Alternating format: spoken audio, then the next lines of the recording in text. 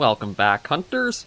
I'm the SurvivalVis, and we return to the Hunter Classic, what is the finale weekend of our Reserve Tour series for the Hunter Classic. It's been, I think with these two, it's going to bring it up to 54 episodes or something around there for total. We've gone through all the reserves, we've hunted around a couple of hours on each, got, I'd probably say maybe half of the entire animal roster, maybe a little less. It's kind of hard to say, but been through a lot of reserves, got a lot of hunting done. But it doesn't mean the Hunter Classic is done on the channel yet, because we're going to be switching gears come next week, where I'm going to be spending a little bit more time on specific reserves after certain animals. And there's one that's eluded me all the way back in the Hunter Call of the Wild, and then also in the Hunter Classic that I want to focus on as my first one there. But we won't talk about that too much, because we have Bayou right in the very heart of the Bayou, in fact. I'm trying to remember what the name of this lodge was called. It's like L'Île du Canard Noir? Or L'Île du Canard Noir. So yeah, it's basically right in the very heart of more marshland, bayou sort of feel. It's going to be interesting to see exactly what we'll be hunting in this area. Like, at the end of last episode from last weekend, we were coming across, like, more bears towards the marshlands here. So my guess would probably be leaning to more black bears, feral hogs, perhaps, and maybe even ducks if they've come into land at some of, like, well, any of the water areas. Because, again, we're very much in the heart of the bayou now. This is probably going to be a lot different than any type of hunting. No! Oh, don't we start off lucky? I think it was this one here, right? Yes, just a little bit more to the southeast. That's right, I'm getting east and west. I'm learning. I'm not mixing up east and west as badly. Still catch myself from time to time, but I am learning and trying to better myself there. So we'll go for the feral hog first. From looks of it, the further out they are, the easier time I might actually have for hunting, because, again, the way the vegetation wants to render in. But I haven't really done a lot of, like, this island marsh style of hunting where you have so many little I mean, I shouldn't call them hills. They are just basically little... Oh! Okay, so we got ourselves actually a bit of wildlife already. So more than likely, he's the one who called. But I kind of feel like that whitetail's a good-looking one, even from this distance. I think I might try for the whitetail first. I don't know, something about him just says, go for him. Sometimes when you have those gut feelings, like, go for it, truly do, just go for it. So we're going to try that, and we'll get right on where he is. Actually, I'm going to try to see about using the binoculars to, that should have replaced where the little marker is, yeah. So that is one trick that I'm sure if you've played the Hunter Classic, and actually, you might have picked it up. I think with the rangefinder you might have picked it up more, but even the base binoculars, you can actually place markers just by vision too. The reason why I don't think some people might know for the binoculars is because you don't really feel like you're inclined to say, oh, I can put down a little spotter, whereas like the rangefinder, it feels like it's meant to more, with like the crosshairs to its reticle, or the crosshairs in its like vision down its optics there. But yeah, we'll go take a look at this one. I don't know, it was just something about it. I don't know if it was like the spread of the antlers or what. I just felt like I had to try getting this guy before anything else. I do have the hog collar. We probably will be coming across quite a few hogs, as we saw there's that little group with it. But something just told me, get this whitetail, get it now. It also does seem like maybe certain maps don't have the, like, dead zone around the lodge like others do. Because there are certain ones, like White Hart Island, where it does feel like there is a dead zone, but then here, literally within the 250-meter mark, we had the hogs and the whitetail already in, so that's kind of hard to say. But this is definitely what you kind of expect from, like, Georgian swamps, Louisiana, bayou territory. Rain and marsh and wetness. Yes, here are probably the hog tracks. Yeah, that was just the hog tracks. Okay, let's take a look at you. See, I didn't know what it was, but something just told me to get this guy. Let's see how he scores. Not too bad, I suppose. I guess it was just from afar or something told me, you know what, let's try... Ooh, maybe that was it. Mission accomplished. So there's another mission done, and yeah, I'm still not entirely sure what I'm going to do for, like, the next purchase. I think I'll probably start looking more towards getting some, like, birds set up somewhere, but also, because I'm going to be switching the style of hunting I'm doing, I'll probably want to also start using, like, a sense, or, like, getting different animal scents for trying the longer stalks and just waiting in certain places more often. Let's just slide ourselves right over about there. And maybe zoom in. I'd say that's a nice enough shot. Okay, we'll accept that. And now, I don't know where the hogs would have ran off to, but I might actually be able to find some of the tracks and see. No, that's just roaming, so yeah, I don't... You know what, it might even be a point... Let's go to the real heart of all this. Let's go down to the south to that point of interest. I don't know what it might be, considering it's, like, so remote in the map, but I don't really have anything else to particularly aim for. I scared everything off with the shot, so we'll just see what calls come in our way as we continue further in. I don't know if I'll get lucky with the bobcats. I did have some good tips come in, though, regarding the bobcat, for, like, how another person has hunted it, which is a mix of using a collar and the scents. And even then, they are a slow animal to lure in. Very cautious and a bit more sensitive than some of the other animals. So thank you very much for the tips there. I'll definitely... I can't say I'll be putting them to use this weekend, but do know they will be put to use eventually when we circle back to that.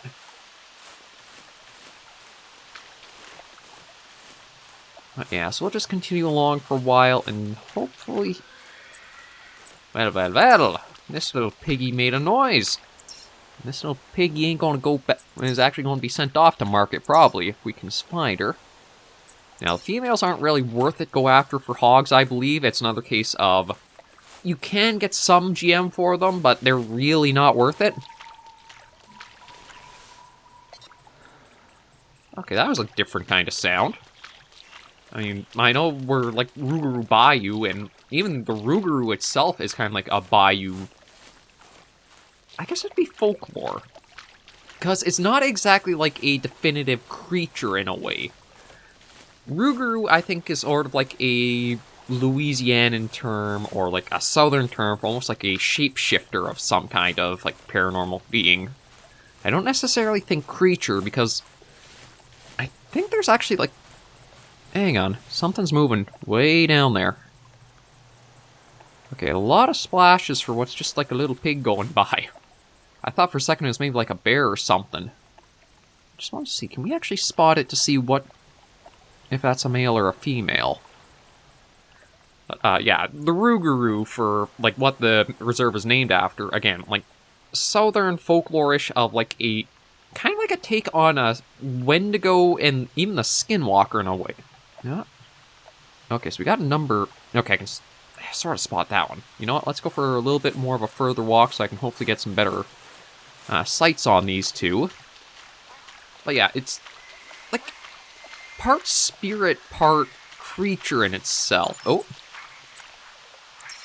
Oh, hold on. That actually is a lot closer than I was expecting. You know what, I do have a hog collar.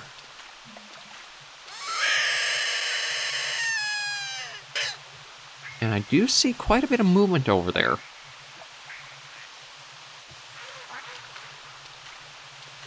Actually, that looks like a pretty big hog, if I'm honest. I mean, it could be, again, me just jumping conclusions with how the whitetail actually wasn't anything special, but... I figure we'll get him. He looked like he was standing kind of tall. Yeah, so all the other hogs are going to head out of the area. Again, I do hear the ducks, but unless I actually get it through the hunter mate for a call, and I don't think it's really going to be worth it to try going out and, or going by off what I hear. Because more than likely, unless it's actually a call through this thing that it picks up, they're going to be airborne and I can't actually get them. Eventually, I'll have to try to get some waterfowl set up or something to try going after them.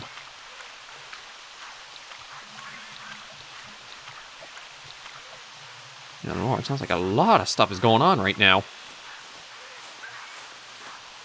Like, let's see about this guy, because, I don't know, to me he seemed like he was a bit of a biggin. You're not even getting up to him. He got some surprisingly long legs on him. Let's take a look. Nice clean shot. Not worth too much. Again, I don't really have a good comparison for like how much or what their scores are, but I figured, you know what? He looked like a chunky one, let's get him anyway. And it does seem like the marsh is going to be quite a different story for hunting, and it actually might be easier than some of my other hunts usually go. Because since I can glass from afar, and I am using the 300, Dangerfloof has made mention about how, in real life, it's a very popular caliber of firearm, because I can see why if it's replicated in-game as accurate as real life. Very good for long-range shooting, very accurate. I don't know if I even have that high of a skill with it, but again, with the good optics I have and how well the trajectory on the shots are, it's been a consistently good big game rifle. I think it's a little... I mean, you can use it for whitetail and that, but where I think it excels is more for like the step up from deer, like the elk, the boars, the bears.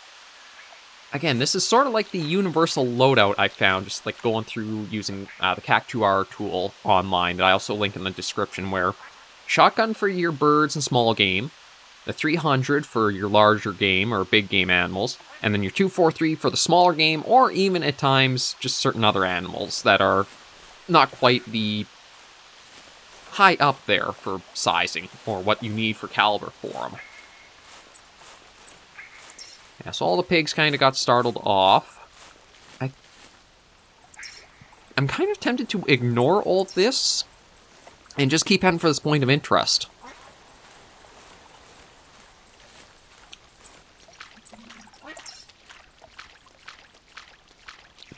Now, I do know one thing that Dangerfloof wanted to see in the Hunter Classic, but I think it actually came to Call of the Wild first, is alligator hunting, or alligators actually being a huntable animal in the games.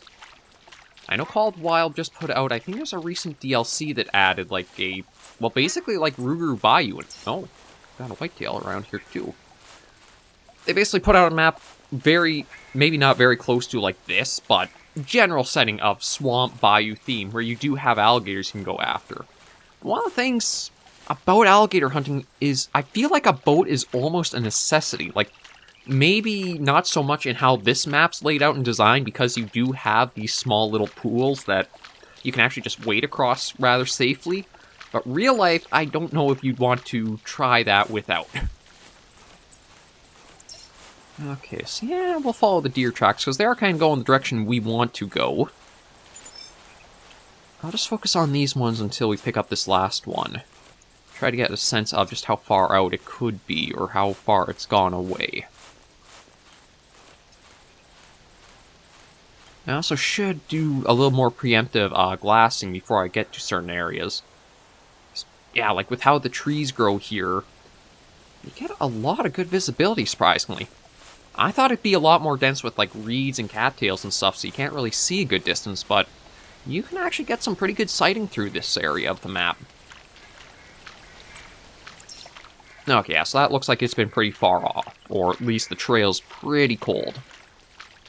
We might catch up to it if we keep this way, because it is, again, general direction where I was heading for that point of interest that's just right in the middle. And I should also try glassing very far distance too, because you never know what might be crossing in some of these shallow waterways. That was how we basically came across the bear. Ooh.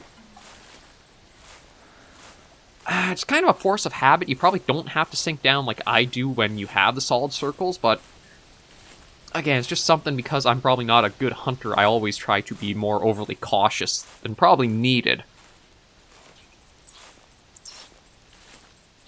Yeah, so it's been going pretty steadily along this direction. I don't know if I'll actually be able to see it through these trunks or not. I have to keep my eyes open for more tracks and also up ahead. I think that's something I do a little bit too, is I almost look too much towards the ground. I think that's actually from a real life habit, because I'm over 6 feet. And one of the things you kind of get used to doing if you're that tall is watching where your feet are actually going to go. Because you're not always... Well, let's just say the city I live in, the sidewalks aren't exactly smooth or even all the time. So it can kind of be a case of you want to be sure of where you're properly stepping. Ah, shoot, this... Okay, even with, like, just thinking, oh, we're close to him, it makes me wonder if it might be a good score, or it might even be the wind giving us away. It's like, this is pretty far off here. But it is still possibly fleeing the direction I want to go. Yeah, I think one thing, too, is if you do have animals hidden off in the shrub here, well, shrub, scrub, whatever you want to call it, I think going through some of these waterways and that actually makes quite a bit of noise, like you wading through the water. So that probably is going to make it harder to try to stalk some things or not give yourself away too easily. That's one nice thing I will... Oh. You know what? I got another hog here, and with this one spooked off, I don't even actually know if it is a male.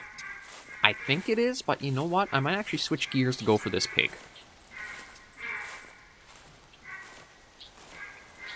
Just because with it alerted like this, I could spend a while trying to track it, and if it's still in this heightened state of caution and aware, I might just keep sending it further and further off, and let's face it, just following tracks in some videos doesn't exactly make for great content. But switching gears, trying for this hog, and then going back, that gives us at least another animal we can try going for. And it looks like... this might be tricky, because it looks like it's on the other side of, like, a fork area with the water. Yeah, I can hear all the ducks calling from back that way, but nothing's coming through on the hunter mate. Yeah, I don't want to just go picking up random tracks. So we'll just approach this way a little bit calmly. Wait until I can get to a good spot to actually, like, glass out and see. I can get little pockets almost, but not enough to really say I've got good distance in vision to what I'm trying to get for, like, general lay... Ooh! Didn't even realize there was somebody else here. Looks like... Oh, it's actually a buck, but that's a little stick buck. I don't know if I'll get him. I'll try to just stay low and not spook him. And we'll see what's going on with this hog first. Like, I call it a stick buck or twig buck because it's such a small little rack of antlers. Like, it looks like he just stuck sticks on a doe's head, really. They're definitely not going to give you much score or much points for it, so usually there's something just better save your ammo. Sometimes you can actually use them to see if there might be more of, like, more bucks or more males around, as you almost have, like, these bachelor groups that they kind of stick in at times. But it looked like he might be on his own. Actually, oh, yeah, there he is. Yeah, like, they're just such little tiny spikes. Poor guy's gotta grow them out more. Oh, well, one of them's kind of long, but... yeah, I want to pass you up because I might be able to see these hogs more now. Calls came... Okay, now this is more what I was expecting, like a bunch of reeds. I thought I saw a bit of movement right around there. I don't know, I could try calling in C. I'll try that.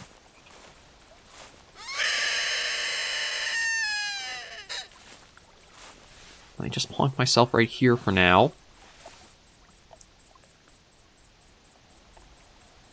I thought I saw a little bit of movement when I was looking just before now. I have no idea what or...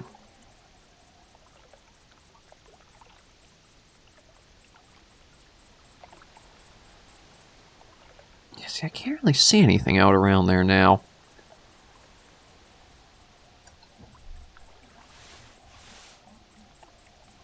And the call was coming more from over this way. Or that's when it last went out. It definitely could have moved on quite a distance away from here. So I think me staying as low as I did... Well, I know who that is. I am kind of tempted now, since I don't see, like, the hog right... And I do hear those. You know what?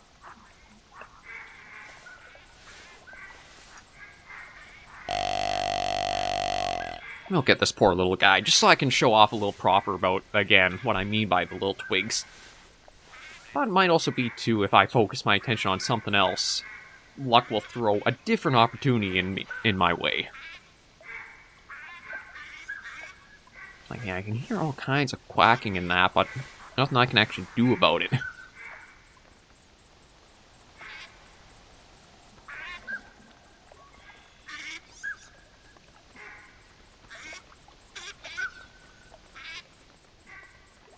I thought of him being a bit of a look. Oh, yeah, looks like he might be coming in there. And sort of see the antlers on him. Problem is, he's back behind all that there.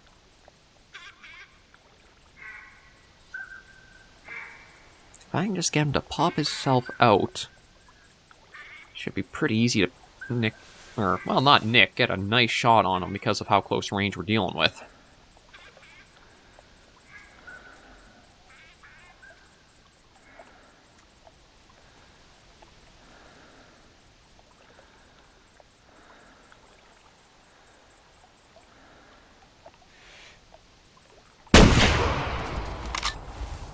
Oh! He was not actually alone. There was another one with him, but it was tucked more behind the bush, so I think that might be another male that actually went running off there. So it might have actually been like a pair of the two. So that might be more worth it to try going after. I didn't get a chance to actually like see what the antlers were, even if it is a male. It's just, I don't think you really have male and female usually like this together. Yes, there's... Ooh. Gee, this thing just ripped right through him. Yeah, only worth the 22, so we'll just resume game. Again, it's just like little sticks in that, so they're definitely not very high scoring, but they at least give you about half of what you need for like a stack of ammunition. So they can be worth it to still go after. It's just don't expect any records with them. Although I want... see, I can't really say you'd want a record small, though. It's like, that just feels like you're going after something that's poor, young, and inexperienced, really. Now, are these fleeing tracks? No, these are probably the tracks of the other one that went running off. I just like to try to figure out the direction, and then maybe if we're lucky... we can actually, from afar, get another shot in quick. Oh, good. This is fleeing. But yeah, like, surprisingly good visibility out to all the way over there. So I'm wondering where it went. I'll try to stick on these for a little while. But yeah, I had no clue there was another one with him. I don't know if he got called in, or it got called in from somewhere else.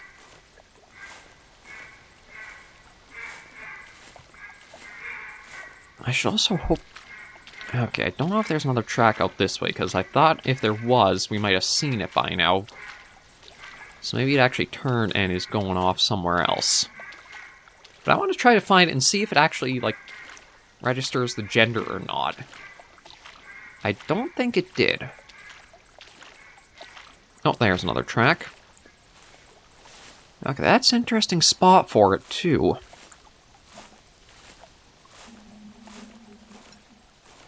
So I don't know if it would have went straight, or it might have turned and followed the one on the coasts, or one of these, like, little river parts. Yeah, see, no gender, so I can't really tell exactly what we're dealing with, potentially, from it.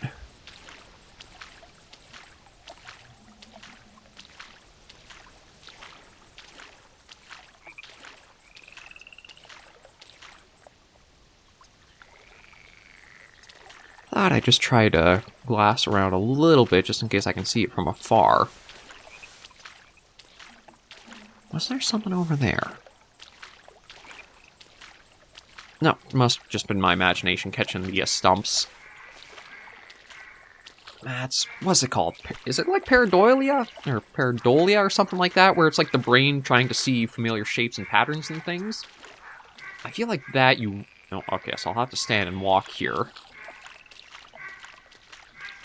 Let me just see if it went this way. If there's no track too close... That's something there? No, no, that's just a... looks like a fallen log or something. Oh, well. That explains why I'm hearing so many ducks. Okay, so did it... see, I don't know if it would have kept running this way, because in the tracking system, it's passable, but there are still some things I'd like to see tweaked about it. But I'm not seeing another track left behind around here. This makes me wonder if it actually would have turned and come this way, or it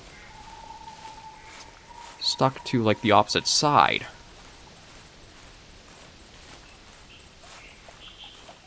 You know what, I actually think it might have stuck over to this side.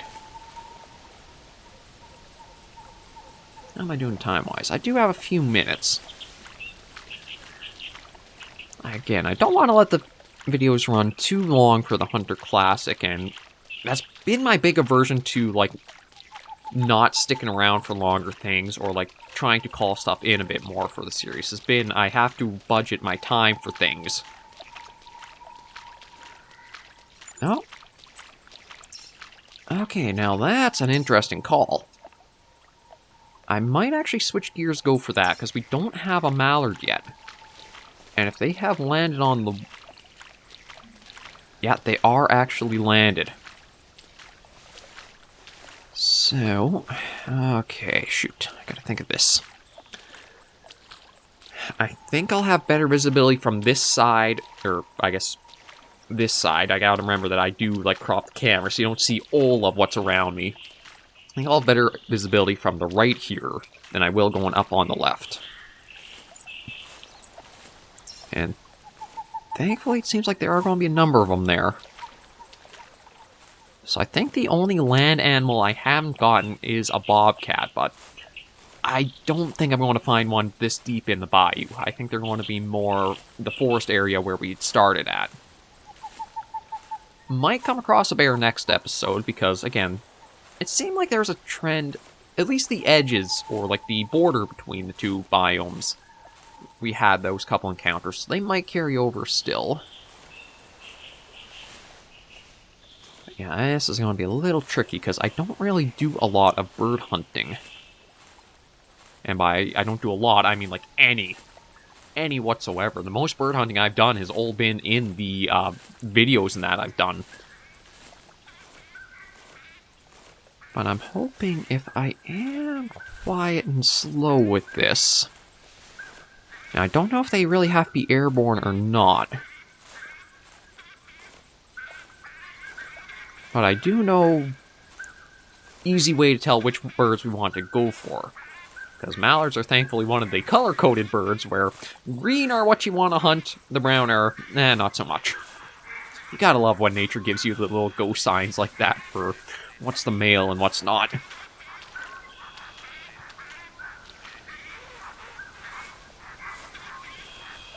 Ah, shoot.